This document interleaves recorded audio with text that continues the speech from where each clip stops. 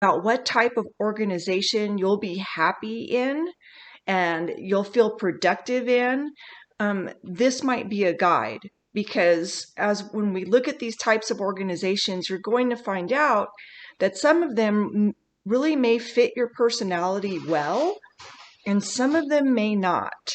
And don't underestimate, if you're in a position or when in the future to kind of be a little bit picky about your career, don't underestimate how unhappy a job can make you. You know what I mean? We spend so many hours at work. You want to try to find something that makes you feel fulfilled, that's using your abilities, that kind of thing. If that's important to you, that may not, like I said, that may not be the way you approach a job. You may be like, look, man, I need the paycheck. That's it. I want to get in, do my work, get out. And so these are some of the things to keep in mind as we go through this chapter. Which one of these types of organizations is going to fit well for you? So that's how it's pertinent. And the first part, though, that we have to go over, because these organizations, and I call them the organizational models, they're kind of models for the way a company, a business, a college, okay, a high school, a classroom, any kind of organization. These are guides for the way that organization is set up. It's the way it runs. And if it affects everything from management style to how much feedback you get to give as an employee, or how much stake you have in the decision making of that company. So first, though, what also is majorly impacted is how communication works in the organization. And this becomes very important, from anything from football teams, okay, to what's happening in our government right now with I think I posed this to you in the last video. What types of, when we looked at the communication model, what types of communication issues have there been with COVID-19 and the messages that we've been receiving from our different levels of government and from our health officials regarding COVID-19. Those are all communication problems, and many of these communication issues have been impacted by the model or models that the administration is using and as an organization. So we'll look at that and think about football. I don't know if any of you have been watching football or you watch the NBA finals in basketball, but a lot of football, they're saying, hey man, the team needs to communicate better. They need to get the communication on these plays right. So you can kind of, as we go through these types of organization, you can kind of think like that. What happens when the communication breaks down for a sports team or for a pandemic? So let's talk about the different types of communication that we have in organizations in general. And there's two main types, and this is on your handout, and hopefully you'll read your chapters. There's informal communication and there's formal communication. Okay, so what's informal communication? That's the chit chat at work, right? That's, you meet in the lunchroom and you talk about the weekend, or you talk about what so and so and so and so are doing, or you talk about, hey, I heard they might lay off people. So here's where it's just informal talk. There's not, it's not formal communication from managers, employees, etc.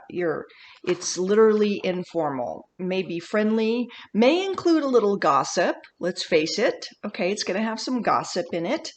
But interestingly enough, informal communication actually indicates the health of the organization, because in a formal situation in front of your boss or your supervisor, right, you might be saying, oh, everything's going great with the new project or the new client, okay, because you want to save face, you want to put on a positive, you want to show the boss a positive outlook, whatever it may be.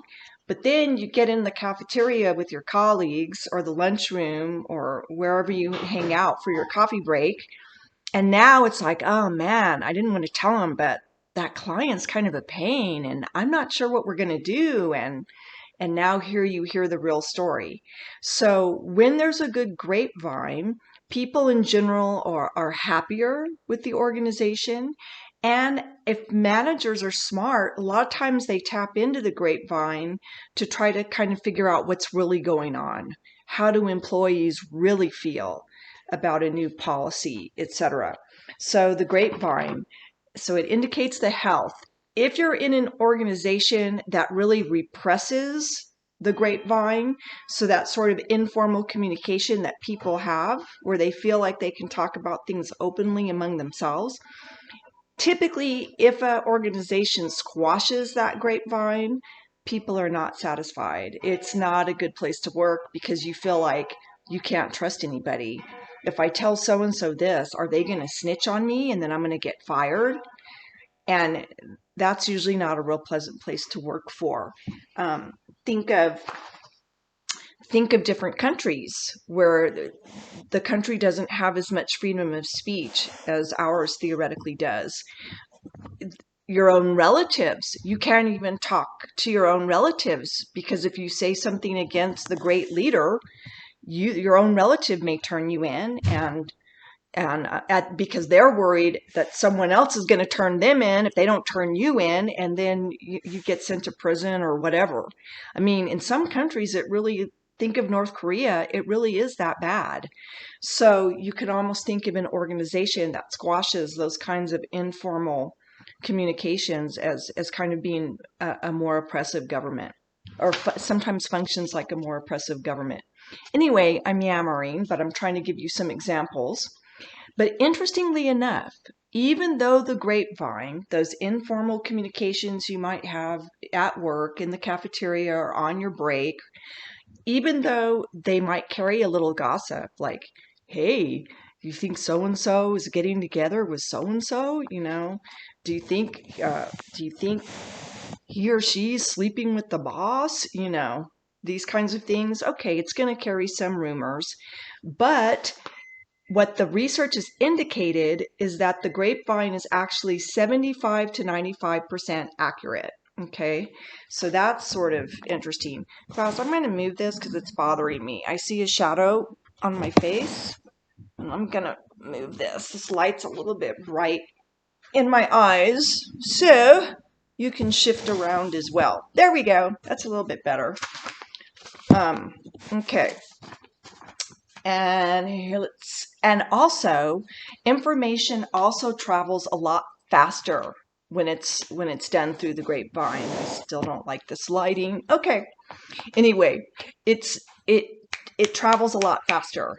Informal communication is faster than think of it, than if the president or the CEO or your supervisor has to approve this email or has to approve this. It usually has to be approved and then it takes some time to send out. So again, informal communication is generally faster. Also, people who use it regularly are more satisfied and committed to the organization. Again, when you feel like you're not in this oppressive state all the time, you can kind of share your thoughts, then you generally have more job satisfaction. And as I mentioned before, effective managers use the grapevine. And I can't resist. Do you all know that old song? It's a pretty old song. I heard it through the grapevine. Da da na na na na na. Heard it through the grapevine. Anyway, so grapevine, kind of slang term for it's gossip and rumor. It's the rumor mill, and yet in an organization, it's not. It's 75 to 95% accurate. And I think this is a place, before I go into, let me give you a quick example of how the grapevine can help you. So this actually happened to two of my family members. I have a family member who used to was very high up in the FARA organization here in El Paso. I don't know if you all know anything about it, but the mall now, the fountains at Farah, that whole area used to be a huge manufacturing plant for, Farah clothes. Okay, so um, that was what it used to be. That's why it's called the fountains at Farah. Well, anyway, so he worked for Farah. He was very high up in the organization, but lo and behold, what happened is another company came in and bought out Farah. Okay, and unfortunately, what happens when one company typically buys out another? Do they usually keep the same people in place? No. They usually come in, they reorganize, they fire everyone or let everybody go, and they put their own people in. It's usually a huge reorganization. Well, what this new company told the Farah employees was, "Hey, man, um, if you agree to move to out of state to other locations, we'll relocate you and you get to keep your job." Oh, okay, but you've got to relocate. Well, and it happens to be my cousin's husband. Well, fortunately, because he was high up, and of course he was hooked in to the grapevine, he kind of heard or got a little information that led him to believe that maybe that wasn't what was going to happen. And he decided, you know what? I don't know if I'm going to lose my job, I want to stay here in El Paso and not uproot my entire family. Well, it turns out that was a very good decision on his part, because guess what they did? They came in, they relocated everyone, and then once everybody was relocated, they let them go anyway. Can you imagine? Talk about business ethics. So these poor employees had completely uprooted their families and moved, thinking they were going to be able to keep their job with this new company. No, they let them go anyway. So fortunately for my cousin's husband, because he was hooked into the grapevine, he got some inkling. I don't know if he got it that straightforwardly, but he got some inkling that, this might not work out the way everybody thought. So it's a good idea to keep your ears peeled and kind of be tuned in. So that's informal communication. Then the other main type that we have is formal communication. And formal communication is just that. It's communication that flows along the official paths prescribed by the organization's chain of command or organizational chart. So almost every organization, it's usually like a little pyramid. The CEO's at the top, however many VPs, branch out here, and then under the VPs there's these folks, and under those folks there's more folks, and then you've got your workers or your employees that are at the very bottom. EPCC, okay, academia, any college is an organization. So EPCC has its own chain of command. You have Dr. Sarada, the president, at the top, and then we have various VPs like vice president of instruction, um, vice president of marketing. So we have different VPs, and then under them you have depending upon what VP they are, you have the deans at various campuses, and under the dean there's the coordinators, and then of course under the coordinators there's the faculty. So that's what we mean. What's the chain of command?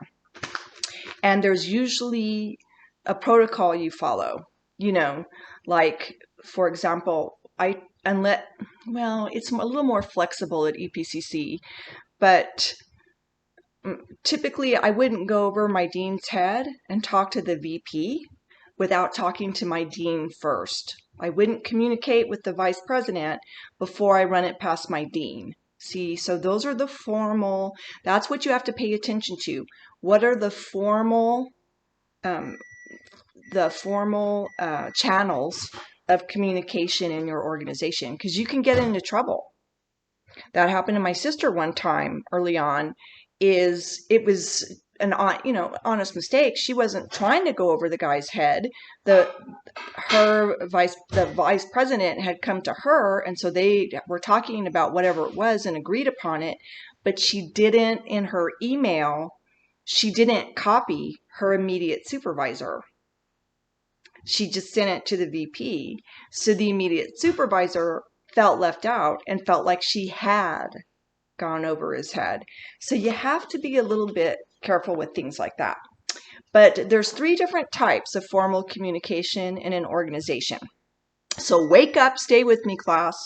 There's downward communication, and that is communication or messages that flow from the top, so from supervisors and managers down to subordinates. So of course it's going to be things like policies, rules, what to do, all that kind of thing, sick leave, the rules of the organization. They're telling you what to do from the top down, directions. So again, managers and supervisors, messages that flow from managers and supervisors down to subordinates. Then there's upward communication, which is the opposite. Messages from subordinates that go up to the managers and supervisors. So things about how the project's working, how the new floor plan is working, if you work in retail, so upper management needs to know how certain policies are working or not working, or are there certain things going on that employees and customers are not happy with, for example, that need to be reported. And then the third type of one is called horizontal communication. And those are messages and information that flow horizontally to among people of the same rank. So people of the same rank. So it's flowing laterally. Again, if you picture that little chain of command. So those are the main types of communication that we talk about. Informal and formal, and then under formal, upward, downward, and horizontal. Okay? So here's a question for you, because that's sort of the setup. Now you know the basics of the different types of communication. The next question is, we're going to move on and we're going to look at these different types of organizational models. Each model, part of what defines each of these models is the type of communication, the direction of the communication that's favored. So think about that. How are each of these models defined by either formal communication, informal communication, and whether it's upward, downward, or horizontal primarily? So that's one question. Then as we approach these models I'm about to talk about, it's kind of, I don't know if you all have read the chapter yet. Read chapter 2. But if you're a if you're a student, if you're a high school student, college student, because I know I have some early college, high school people out there. But if you're an older person and you have held a job, you're probably going to understand this better than someone who hasn't really held a job before. So don't get bogged down. Here's the analogy. If you're having trouble grasping this stuff, think of your instructors, okay? As we go through these different models I'm about to go through, think of instructors that you've had in the past. What type, and think of your instructor, their personality, their management style, and in turn, how their style, how they structured their classroom, how that impacted the culture of that classroom and the environment. Okay, in the environment. So relate it to your instructors that you've had and your classroom and their classrooms, and I think you're going to be able to understand it a little bit better. So there's another concept question. So think of different instructors you've had in the past.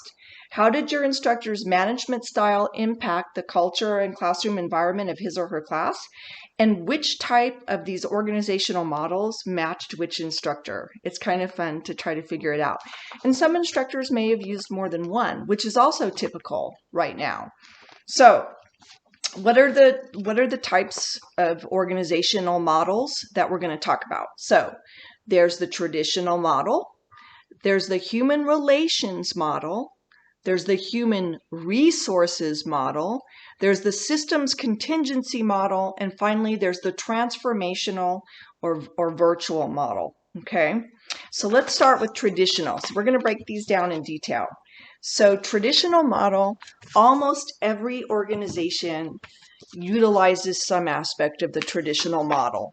Okay, what is the focus? It focuses on structure and control.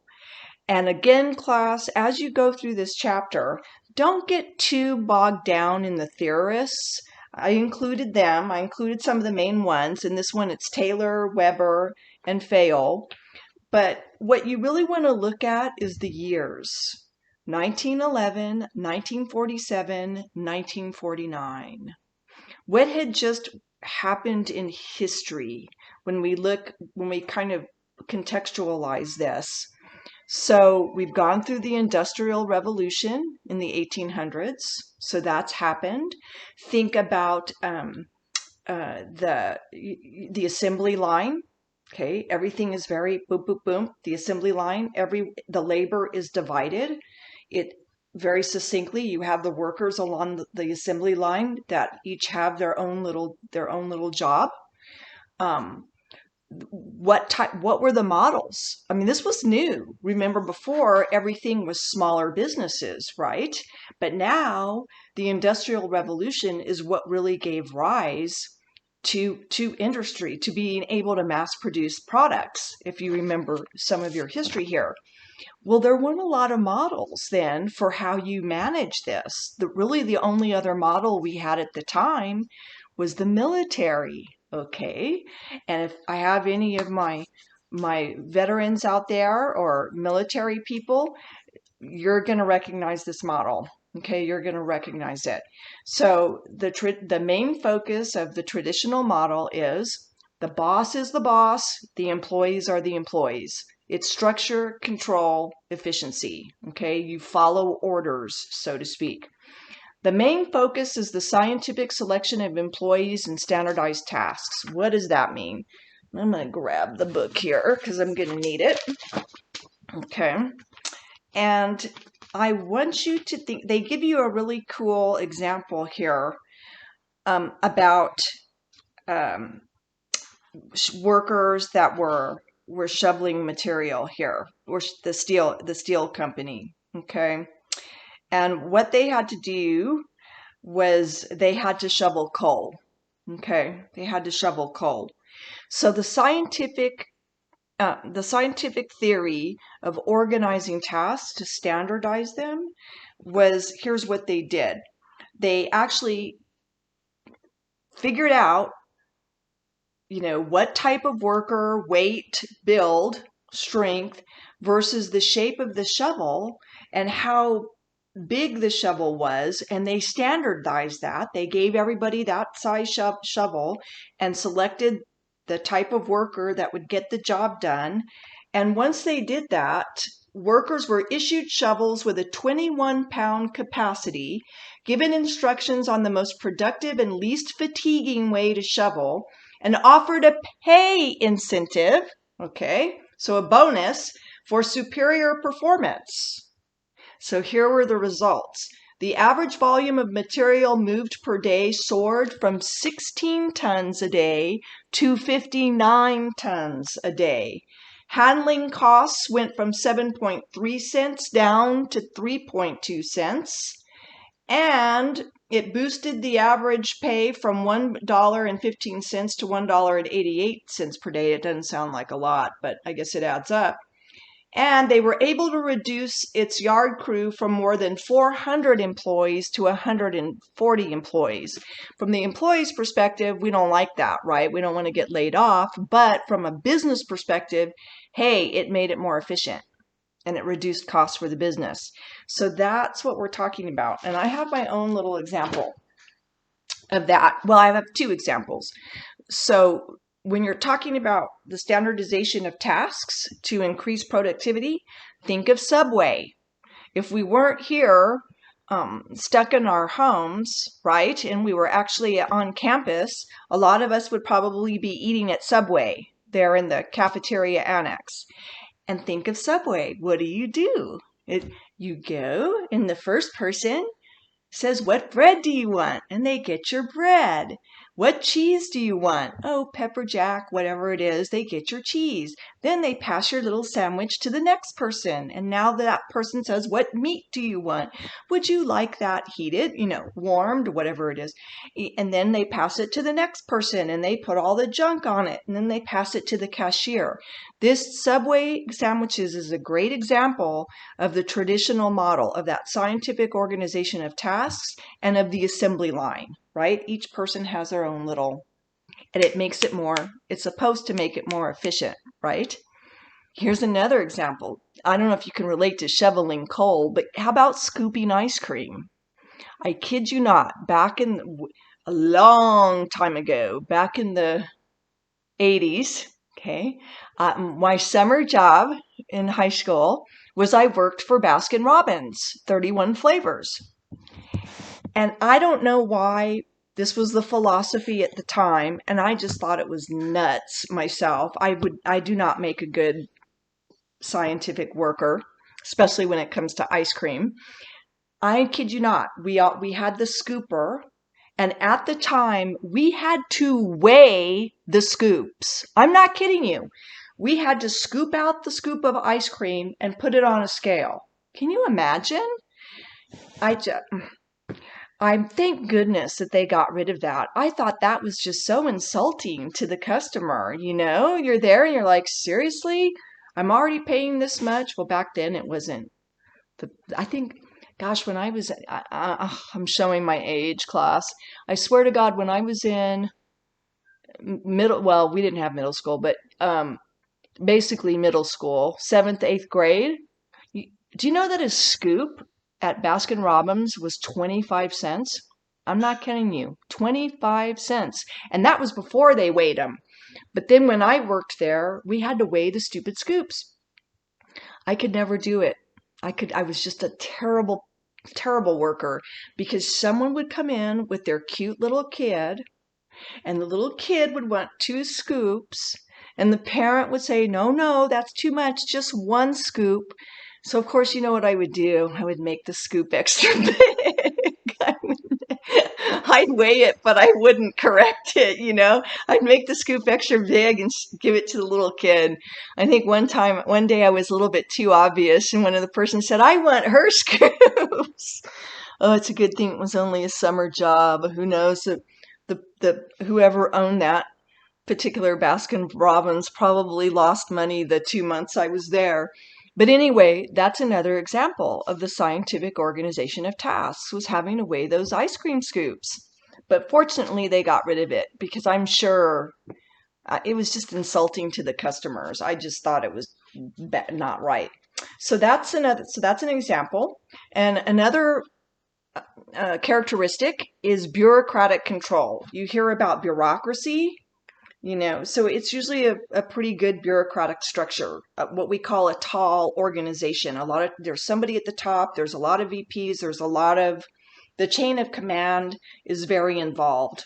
There's a lot of middle people to go through to get to the top, A flat organization, no. You've got the one person at the top and then it stretches out. You don't have so much bureaucracy in between.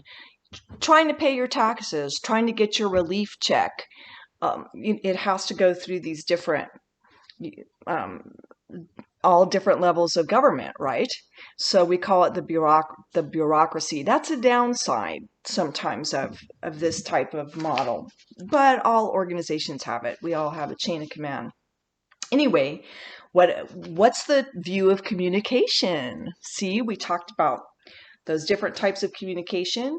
What defines the traditional model? Downward communication, right? The boss, most of the directions, most of the communication, the messages are coming from upper management, the boss, down. They don't want a lot of feedback from their employees. The boss is the boss, the employees are the employees. We tell you what to do, you do it, and if you do it well, we give you money. We give you a bonus. If you don't do it well, we're going to fire you. You get the stick. It's the carrot or the stick. You do what you're told, you do it well, you get the carrot.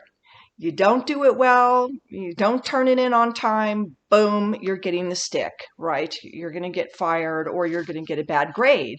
Because again, go think of your instructors. Who are those instructors that you've had who are very, right? Their classroom is very structured. You know what to expect. They're usually pretty strict about deadlines, etc. But the good news, a lot of people love to work for a traditional structure because the expectations are clear. There's not a lot of chit chat and touchy feely crap going on. You know that if you go into that teacher's classroom, you do your work, and you know what to expect. There's a lecture on Monday, there's an activity on Tuesday, there's vocabulary on Wednesday, there's a quiz on Thursday, and then on Friday we watch the documentary movie. And every day it's like that. I mean, the next week, same thing. But you know, I'm going to go in there. If I do this, this, and this, I'm making an A. If I don't do this and this and this, my grade's going down. Boom. You know, if I don't turn it in on time, no matter what, she or he is taking off that 10 points. Boom. So you know what to expect. You know, there's a lot to be said for that. Follow orders and stuff gets done. So that's, like I said, all of these models, there's really they all have advantages and disadvantages. It goes back to which one do you think fits you? Which ones do you think you'll be most comfortable working in? So, mainly downward, the communication is work-related, it's formal, follows formal lines, and most often the communication is written because we want to make sure that that language is clear, okay, and standardized. So not a lot of upward and horizontal, it's down. What are some sample organizations? I already gave you some. Subway, well, one, because Baskin Robbins doesn't do that anymore, I don't think, but well, they don't weigh the scoops, I know that much. But UPS has a whole, they tell you about that in your book too. They have a whole kind of ritual that you have to go through. This is on page 43. It teaches drivers an astounding 340 steps for how to correctly deliver a package, such as how to load the truck, how to fasten their seatbelts, how to walk, and how to carry their keys, so that they're able to get out, get the package, drop it, boom, deliver, very efficient. They teach them these steps, UPS, so that your packages get delivered. So UPS is one. In-N-Out Burger, the IRS, of course, is another one. What do you expect in a traditional organization? Standardized rules and procedures, formal names, not a lot of chit-chat. So you typically don't say, hey, Lisa, what's going on, to your supervisor. You call them, you know, Dean Hernandez, how are you doing? Or Vice President Hernandez, Mr. Gutierrez, Ms. Antoveros, how are you today? You know, it's gonna be more formal. You're told what I already told that, and the division of labor. Now, management style. This is a very important table. It's in your book. I like it because it really summarizes the models. This is on page 37, okay, and it's called Manager's Talk. Views from a traditional manager. So I'm going to hit you with this. So pretend that I'm Mrs. Manager, okay? Always remember to let employees know who is boss. If you are too friendly and get involved with their personal problems, they will take advantage of you and respect you less. Employees are basically lazy, and they will goof off if you let them. To keep employee respect, you must take control. For example, tardiness should never be tolerated, and in addition, for employees to feel secure, they need and want structure and control. Don't waste time asking for opinions. Let them know where they fit in the company's organizational chart and clarify the expected chain of command. Tell them exactly how you want things done, and if structure and control are not enough, money is a certain motivator. For a bonus, employees will do almost anything. And there you have it. That's the traditional model. And again, class, you have to ask yourselves, where do you fit? I would absolutely, many people are happy. Like I said, that's great with that model. There's many advantages. I am miserable in that kind of model. I can do it, but no, miserable is too strong a word. That's not really true. Because I like it because it is structured. I know what to do. And if I follow the rules, I generally do quite well. But if it's too much, I don't think classroom, I can handle it. I don't know. Workplace, I think I would be pretty miserable. You can, speech and theater, come on, drama major, speech and theater, touchy-feely, that's, yeah, I'm not going to do well in a really hardcore traditional structure. Although I could argue I need the structure so I don't, go all over the place. So, but that's an example. But other people, oh my God, we need the traditional model. Okay. And like I said, most workplaces have some aspect of that model. Now, let's get through one more. I don't want to make these lectures too long because I hope you're not already asleep. So we're going to go through one more model, and then I'm going to continue doing little short lectures on this to get through it. This isn't particularly short. It's 40 minutes, but you know what I mean. I'm not going to sit here and go 2 hours at once. So that's the traditional model. Now, and think of the military again, ROTC, our government. There's a lot of aspects of our government that follow that model. Here's the next one, though. So that we have the traditional, but the next model, as we get rolling and companies become more, we don't have as many smaller mom and pop businesses. Companies become more, we get rolling here a bit after the Industrial Revolution. We end up with the human relations model. The human relations model is very different in their philosophy from the traditional model. And the two theorists for the human relations model are Elton Mayo and Chester Barnard. And again, the focus of this model is on employee needs, so the needs of the employee, and tender, loving care. Woo! That's quite different from structure and control, is it not, class? Because here's what Mayo and Barnard argued. They argued that no, if you want to increase productivity at your organization, because the bottom line for business is the bottom line. So it's not just about structure and control and the scientific organization of tasks, and it's not even about the carrot and the stick. It's not even just about money or getting fired. It is about taking care of the social and psychological needs of your employees. What? Are you crazy? Historical context. Look at these dates. 1933, 1938. What was going on? The stock market crash, the Great Depression. People were down and out. It was hard to find jobs. Banks were taking back people's homes. Are you kidding me? So it was sort of this, the New Deal, right? The New Deal, FDR. That was the beginning of Franklin Delano Roosevelt, right? This was the beginning of a lot of our social programs to help people, like welfare, etc. Okay, the New Deal. So that was meant to help people get back on their feet after the Great Depression. So it's no surprise that this new model comes in too. So here's what they say. So the main focus is on the social and psychological needs of your employees. If your employees feel happy, if they feel like they have relationships at work, if they feel like their organization cares about them, like they're part of a family, they're part of a happy family, that's going to increase worker productivity.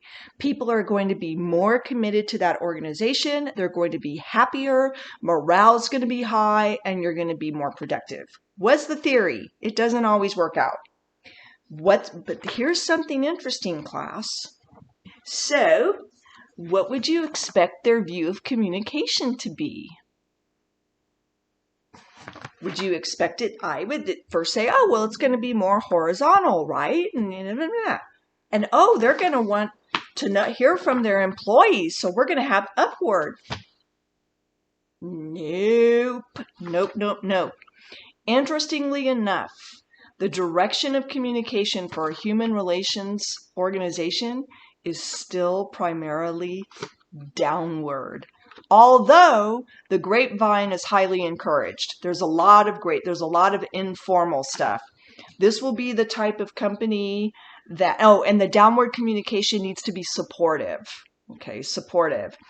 There's going to be a lot of things going on in a human relations type organization. Company picnics, sports events for people to meet up and play sports together after work, happy hours perhaps, little birthday cakes. You're going to know people's birthdays, so you're going to have a birthday cake for them. This kind of thing. It's kind of one big happy family, so that the employee feels like they're part of this family. They have relationships at work. Friends, hopefully. Well, you never know. Probably other kinds too. But in any case, so why? Why does it say in our book the communication is primarily downward? Yes, the grapevine is encouraged. You do have a lot of informal. Think of your classrooms. Think of the classroom where you have had that instructor who's the human relations model. You come in, maybe the teacher encourages you to talk about your weekend, how you're feeling, that kind of thing. Think of the culture. Think of the environment.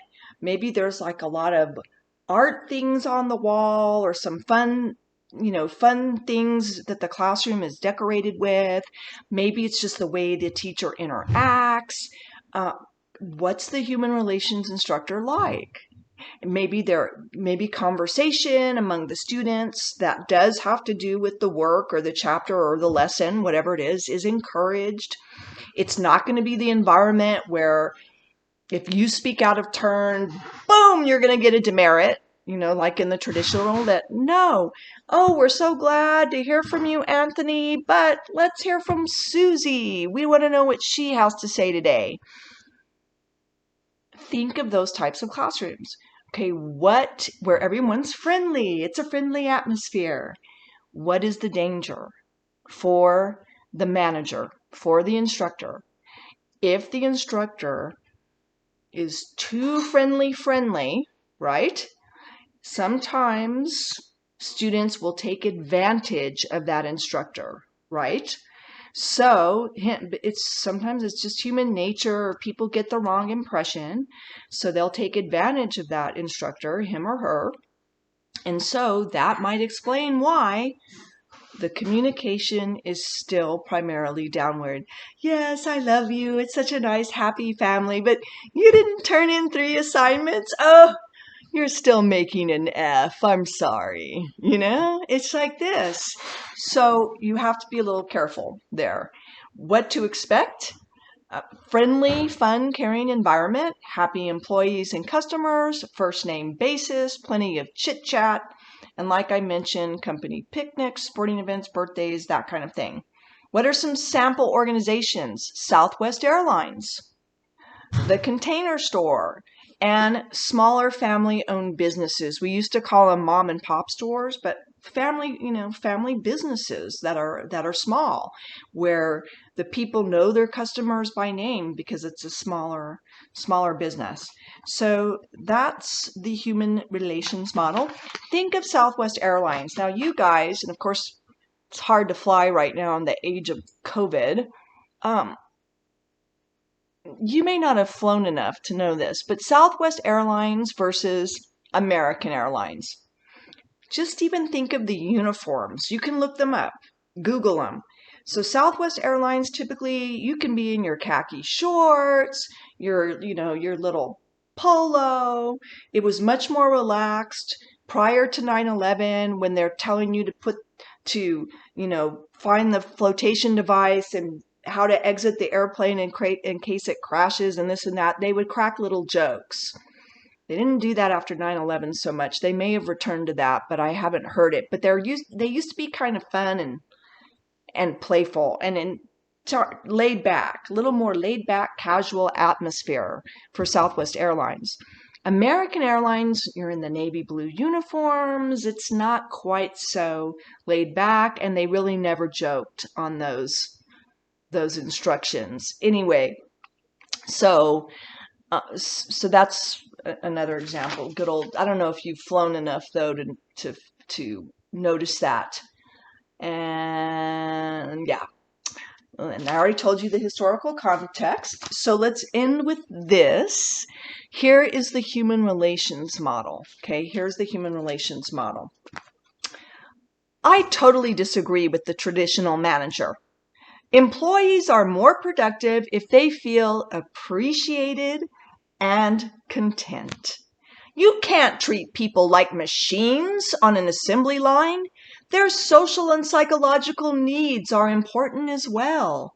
We view our organization as one happy family and treat our employees with tender, loving care. Managers should call their employees by first names, be friendly, joke and laugh with them, and express sympathy with their personal problems. We show that we really care by celebrating birthdays and sponsoring company picnics and athletic events. Managers can gauge the happiness of employees by listening carefully to the grapevine. When conflicts do occur, we smooth over them or even ignore them if possible, because conflict can damage our friendly atmosphere and hamper employee productivity. So let's be creative. Okay. So two very different models. I'm going to end it there for right now because that's 50 minutes, but I will make another video lecture where we will continue talking about the human resources model, the systems contingency, and the final one, the transformational model. So, but like I said, think of your instructors, right? Which one can you think of in terms of the atmosphere of the classroom, the way it was set up was traditional? And then think of an instructor where you felt like it was a much different environment.